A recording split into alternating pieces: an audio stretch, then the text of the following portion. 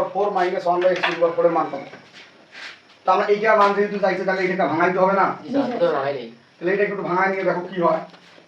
ভিতরে একটা স্কয়ার বাইরে একটা মাইনাস মাইনাস, ভিতরে একটা স্কয়ার বাইরে একটা স্কয়ার। তাহলে a প্লাস b মানে 1 বাই x স্কয়ারটা b, a plus b into a minus b। Okay, এর মান আমাদের আলাদা অতএব দিয়ে করে নিতে হবে। জি স্যার এবং x square minus 1 by x square আরেকটা সূত্র বসছে।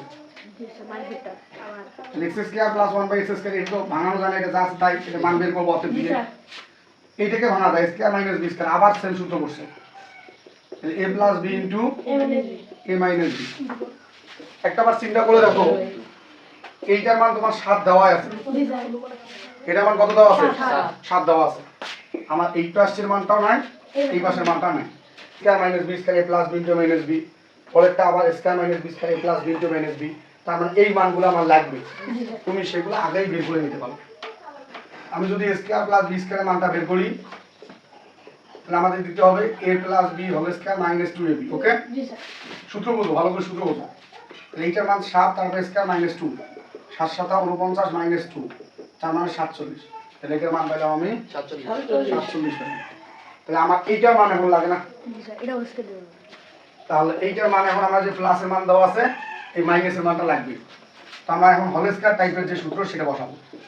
a minus b whole square সমান সমান a plus b whole square সমান সমান a plus b whole square minus 4ab।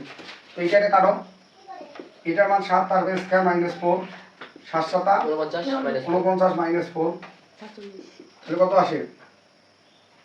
45 আসে। কত আসে? 45 অতএব আছে রিমুভ করতে হবে x minus 1 by x equal to কত? 45।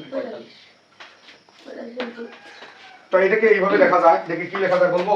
বলেন স্যার 45 কে ভাঙাইলে তোমার হলো √9 ইনটু √5 লেখা যায় না? জি স্যার 5 লং 45 তা √9 ইকুয়াল টু 3 লেখা যায়, আর তার সাথে √5 আছে, √5 জি স্যার 3 √5 লেখা যায়।